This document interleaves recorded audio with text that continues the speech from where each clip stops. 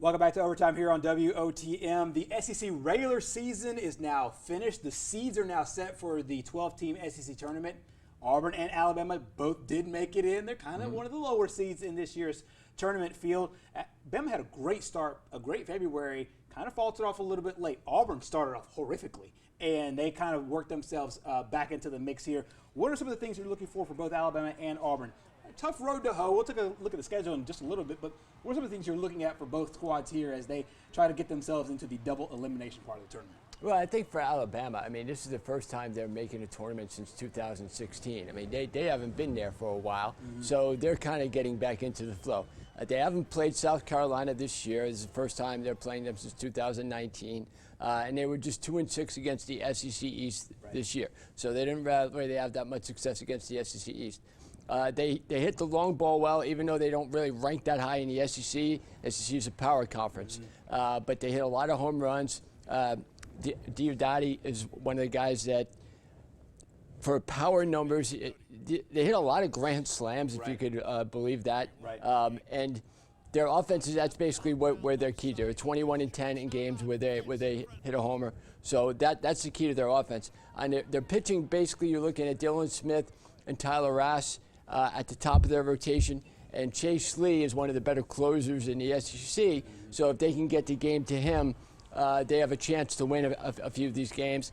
The SEC tournament is just kind of a race to the finish, kind of all guys on deck, and to compete at this level, at least this year they made the tournament.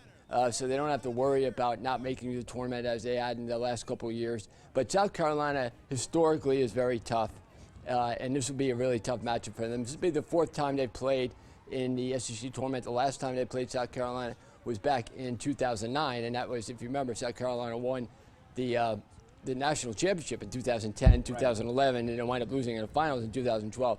So that's when they were pretty good. And as a number 10 seed, there's only one other year that they had a higher seed. So they're not used to being that high of a seed either, Alabama. And historically, they've won 7 championships, which ranks as the second, tied for the second most. So Bama historically does well, but the last say 10, 15 years, they really haven't been much of a factor in the SEC tournament. So for them, it's just kind of about coming out, trying to make a good showing, and hopefully they can surprise some people. Showing the strength of the SEC, South Carolina is the number 7 seed in this tournament, but they are the number 25 team in America right now. The SEC holds the number 1 team in Arkansas, the number 2 team in Vanderbilt, number 5 Tennessee, number 6 Mississippi State, number 11 Ole Miss, and number 12 Florida, as well as South Carolina, all ranked in the top 25. And that last one is number 7 in the SEC. Let's take a look at the SEC tournament over at the Hoover Met. This is the way that the tournament will shake out. The first round is actually a single elimination. So the game's going on tomorrow at the Met, starting at 9:30 a.m. will be single elimination games. Losers are done. They'll wait to see if they actually do get their seed in the upcoming NCAA regional round. 9:30 a.m. Florida will play Kentucky. At 1 p.m. That is when Alabama will play South Carolina. So we'll have that result coming up tomorrow night with South Carolina and Alabama take the field. So Alabama, they can pull off the upset. A lot of people say that they probably have to pull off the upset in order to get themselves a possible chance to be into the NCAA regional. I don't know if they can get it without. I don't think they can get an at-large berth without at least one win here. Georgia and LSU will play at 4:30, and then Ole Miss and Auburn will be the last game at 8 o'clock. Then on Wednesday, the top 4 seeds will enter the mix as Mississippi State will start off the action, the number 3 seed overall in this tournament, and the number 6 team overall in America. They'll play the Florida, Kentucky winner. Meanwhile, Alabama or South Carolina will play Tennessee. The number 1 seed is Arkansas. They'll play either Georgia or LSU. And then the Auburn-Ole Miss winner will take on Vanderbilt as the top 4 seeds get the bye into the double elimination part of the tournament of the SEC tourney. Bama head coach Brad Bohannon met the media today and talked about his squad, the way they are from a mentality standpoint heading into this tournament and this big game against South Carolina. We've talked a lot the last couple of weeks about what we need to do to, regional and all that. And now our mindset is like, hey, this is our postseason, and like we just got to win the first inning tomorrow. Not worried about all that other stuff. We're going to win pitches and win the first inning. So, again, it's an awesome event. Our kids are fired up to be here, and we're just going to kind of not just take it a day at a time, but just an inning at a time, a pitch at a time, and just go out and compete and try to win. We've talked a lot the last couple of weeks. One of the things about Alabama in the SEC tournament, the fact that their overall tournament results is the Crimson Tide in this SEC tournament overall, anywhere between a 7, 8, 9, 10 seed and also an 11 seed. They're the 10th seed coming into this year's tournament. What are some of the I think from a historical standpoint, I'll start with this historical standpoint first. Mm-hmm. Number 10 seed, the second lowest, obviously, in team history. It's not necessarily a death sentence, I don't think, for Alabama. No, if you can get you don't want to be in that loser bracket. Right. That's the thing, because then you're automatically playing always with your back up against the wall. So if they can win that first game in a 7-10 matchup, like it's a tough call against South Carolina. You're playing a very good team, ranked 25th in the nation, but even that, they're better than that. Right. 25th is kind of an understatement. This is a pretty good team you're facing here. So it's not like you're going up against a normal number 7 seed. These guys easily could be a top 2, top 3 seed.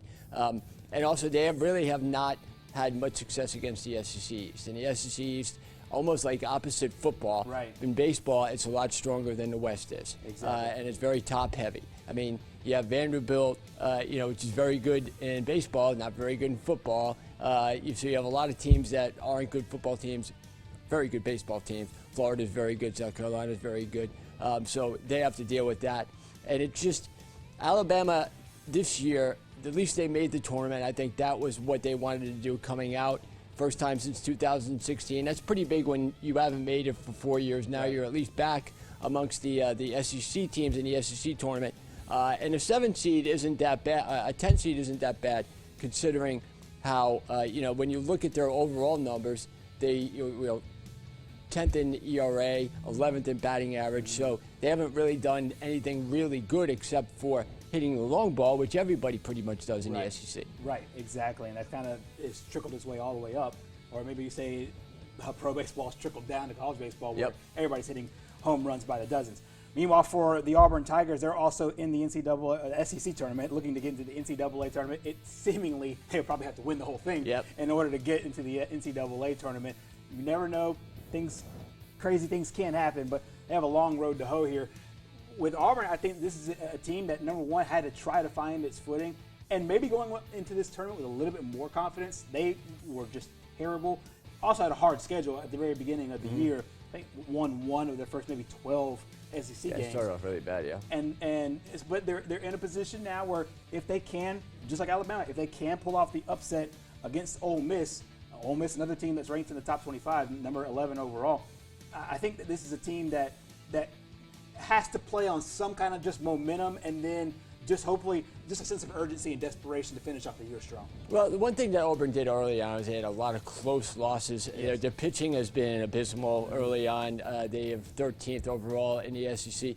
But the one thing that they really don't do is they really don't walk many guys. Their pitching staff has a low walk total too, combined to a high strikeout total. They have 443 strikeouts combined to only 193 walks. And that's very good for at least in the SEC. Right. So if they're able to at least keep those free passes from getting on base, and they can somehow round their pitching into form, they can put up numbers offensively like everybody else in the SEC. Right. Them and Alabama had some really entertaining games when they played in their weekend series.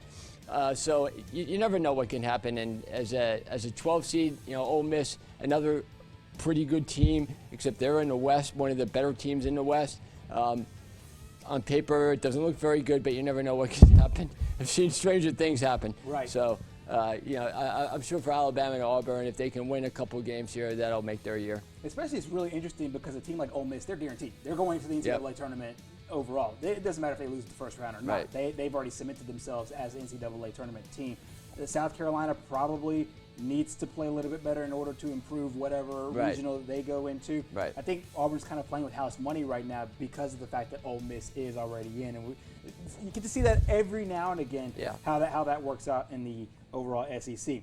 Another thing we'll look at is the SEC overall championships, and one of the things you pointed out is that a lot of times the teams that come in with some of the better records are the ones that win it overall. You take a look at those LSU teams, and I mean you see the difference between LSU and the teams that are tied for number 2 and the overall record, 88 victories for the Bayou Bengals. Yeah, I think that historically, yeah, here I am talking about the SECs and the top 3 teams are SEC West teams, but yeah, it's pretty good homework. But I think that when you're looking at teams like LSU and Mississippi State and Alabama, Alabama, at least a lot of that was done earlier on. LSU is still consistently good, still one of the best teams now, and Mississippi State, they're at the number overall 3 seed, where if Alabama wins, they'll get to play them in the second round. So the winning percentage too, LSU is dominating as far as winning percentage, and Alabama at 48 and 44.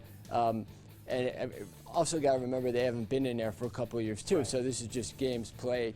But unlike the basketball tournament or unlike the college football playoff, there really isn't that much to go into the SEC baseball tournament because a lot of these teams now are preparing for the regionals. That's right. And I think that's when you're talking about Ole Miss, they're really preparing for their regionals, and then their super regionals if they can win that. They don't want to burn out their pitching and then kind of be done with that. You want to kind of save that and just make sure everybody's healthy rounding up into the regionals. Exactly. So you see that Bama's got the 7 championships tied with Mississippi State and the Gators, and LSU overall number 12. A ring will be distributed, though, whoever wins the SEC tournament, so there are some bragging rights on the line. But, of course, the bigger fish to fry, as you talked about, is the NCAA regionals, which is just around the corner. Right ahead of the SEC tournament, the baseball awards were handed out by the league today, and a lot of Alabama and Auburn players picking up a little bit of love. Sam Prater, the only first-team player from the state of Alabama, but Bama's got a lot of players that got some love from the SEC today from the league office. Yeah, a lot of these guys, when you put up offensive numbers like the way that you're capable of with the aluminum bats in the SEC, you expect to see guys with high home run totals, and Alabama especially can really hit the ball out of the ballpark. A lot of these guys are examples of that.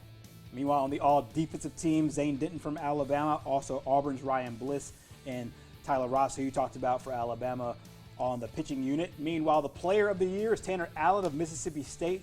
The pitcher of the year, Kevin Kopps of Arkansas. Newcomer of the year, that was an easy one. Al Leiter's kid, Jack Leiter, tearing it up at Vanderbilt. Vanderbilt's got a crazy pitching squad with Kumar Gardner, who's been incredible. And then the coach of the year, Dave Van Horn from Arkansas. Once again, tournament gets started tomorrow morning, 9:30 a.m. on the SEC Network. Single elimination round to start, double elimination after that. We'll see if the Tide and Tigers can keep pace in the SEC at the Hoover Met, that tournament going on just down the road over in Hoover. Well, coming up next here on Overtime, we'll stay on the diamond, going up a level to the Braves. After a nice weekend offensively, what's next for Atlanta? We'll talk about it next.